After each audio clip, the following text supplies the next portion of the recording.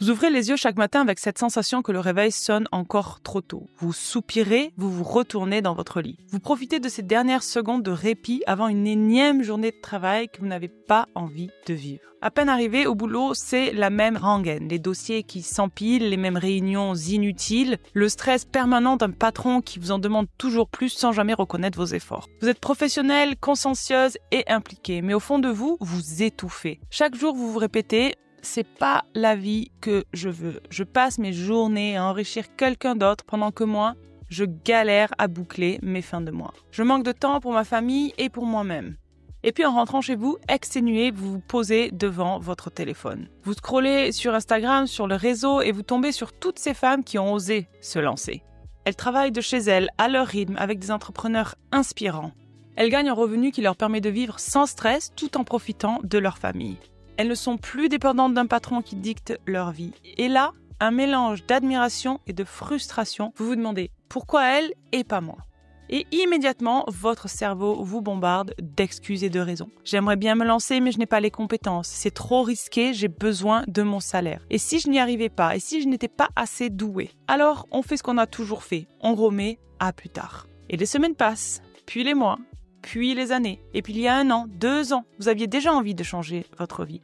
Et pourtant, aujourd'hui, vous êtes toujours au même stade. Aujourd'hui, je vais vous poser la question qui fâche. Combien de temps allez-vous encore attendre?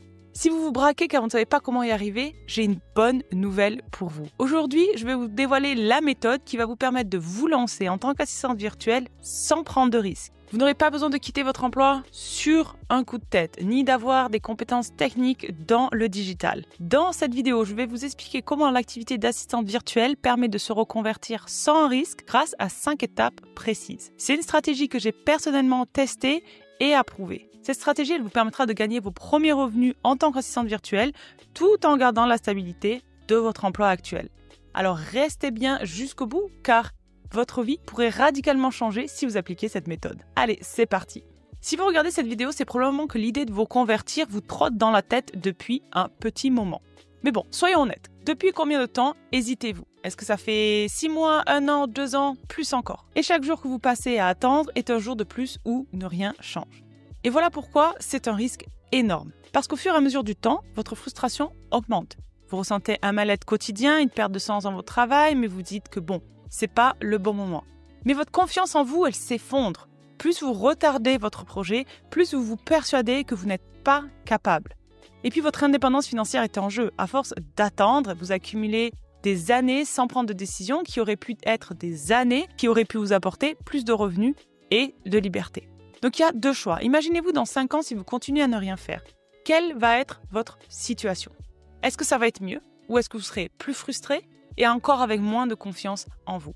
La deuxième solution, c'est de passer à l'action parce que c'est ça qui va faire que les choses vont changer pour vous. D'accord? Si vous passez à l'action, les choses vont changer. Et maintenant, passons aux choses sérieuses. On va voir ensemble la méthode à 5 étapes pour une reconversion sans risque. 1. Testez votre activité en parallèle. Avant de quitter votre emploi, il est essentiel de tester votre activité en tant qu'assistante virtuelle pour vous assurer que c'est la bonne voie pour vous et que vous pouvez en retirer des revenus. Et ça, vous pouvez le faire avec votre activité à côté. D'accord? Comment faire? Eh bien, vous allez réserver du temps chaque semaine. Vous allez bloquer environ 5 heures par semaine pour vous former et chercher vos premiers clients. Donc, vous allez rejoindre des groupes Facebook, des pages LinkedIn, interagir avec des entrepreneurs, poser des questions, observer leurs besoins. Inscrivez-vous sur des plateformes de freelancing, Malt, Upwork, 5€, Fiverr et proposez des services simples pour tester la demande. Offrez des missions tests. Contactez 5 à 10 entrepreneurs et proposez-leur une mission test ou un échange de services en contrepartie d'un témoignage par exemple. Je vous propose quelques questions pour vous aider à avancer. 1. Quel type de mission vous intéresse le plus? 2. Quels entrepreneurs ou secteurs ont besoin de ces services? Et 3. Comment pouvez-vous tester ces missions sans engagement financier? Et puisqu'on parle d'action, voici un exercice pratique. Faites une liste de 5 services simples que vous pourriez proposer dès maintenant. Donc, par exemple, gestion d'email, calendrier, création de contenu. Notez 3 plateformes ou groupes où vous allez chercher vos premiers contacts cette semaine. Contactez au moins 3 personnes et proposez-leur une mission test.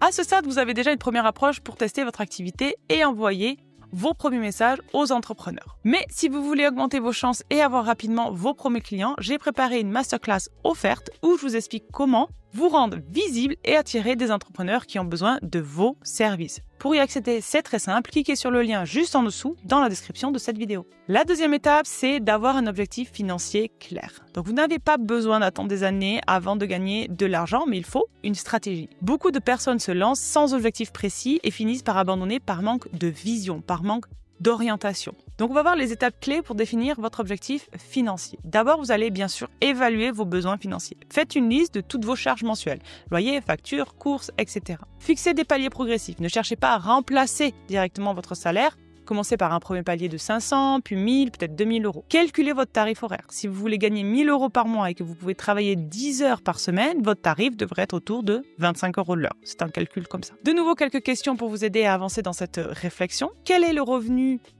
idéal que vous voudriez atteindre avant de quitter votre job actuel? Combien d'heures pouvez-vous réellement consacrer à chaque semaine à cette activité? Combien devez-vous facturer vos services pour atteindre cet objectif? Et le petit exercice pratique, faites le calcul. Combien d'argent devez-vous gagner pour couvrir vos charges de base? Définissez un objectif à 3 mois et un objectif à 6 mois en termes de revenus. Notez 3 actions que vous allez mettre en place dès maintenant pour atteindre votre premier palier de revenus. Troisième étape, évitez les erreurs classiques des débutantes. Beaucoup de femmes restent bloquées pendant des mois, voire des années, parce qu'elles attendent d'être parfaites avant de se lancer. J'en ai parlé dans une autre vidéo. Donc ces erreurs qui vous empêchent de vous lancer, c'est attendre de tout savoir. L'expérience sur le terrain, elle vaut 100 fois plus que n'importe quelle formation. C'est aussi penser qu'il faut des diplômes. Les clients ne vous choisissent pas pour vos diplômes, mais pour votre fiabilité et votre engagement. Ou encore se comparer aux autres. Ce n'est pas parce que quelqu'un a plus d'expérience que vous ne pouvez pas débuter et que vous ne pouvez pas progresser.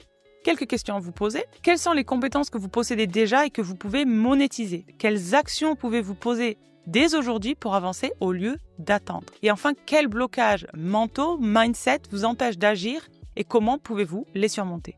Au niveau de l'exercice, notez 3 tâches simples que vous pouvez faire dès aujourd'hui, même sans expérience. Trouvez 2 assistantes virtuelles qui ont réussi et analysez leur parcours. Et vous verrez qu'elles ont commencé avec peu. J'ai commencé avec peu.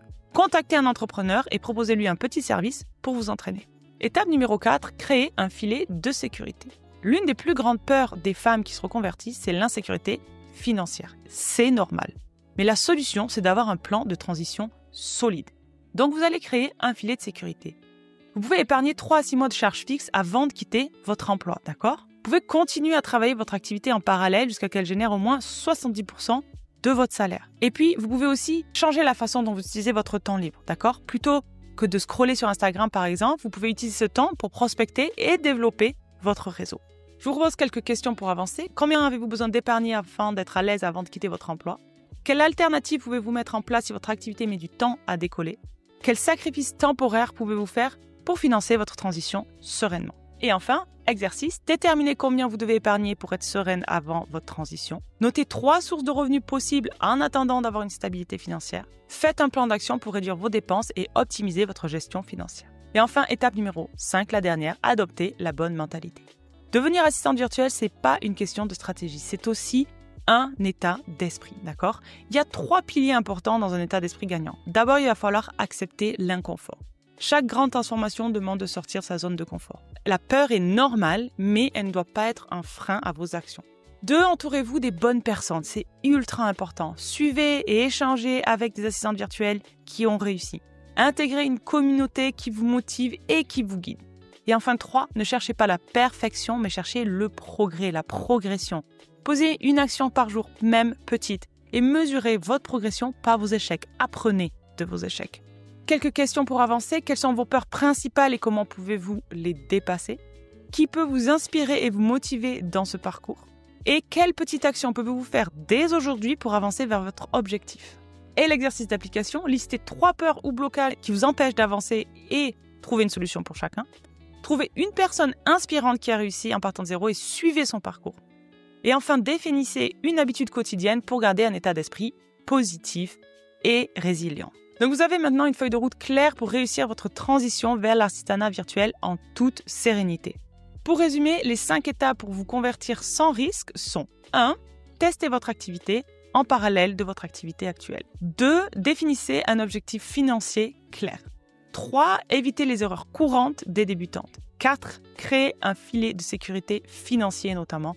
Et 5. Adoptez une mentalité plus ouverte, plus challengeante, plus résiliente. Vous l'avez compris, la reconversion ne doit pas être un grand saut dans le vide sans parachute, mais plutôt une transition réfléchie. Et en appliquant ces 5 étapes, vous mettez toutes les chances de votre côté pour réussir en toute sérénité, sans mettre votre stabilité financière en danger. Et si vous hésitez encore, sachez que se lancer en tant qu'assistante virtuelle après 40 ans est loin d'être un frein. C'est même un atout énorme.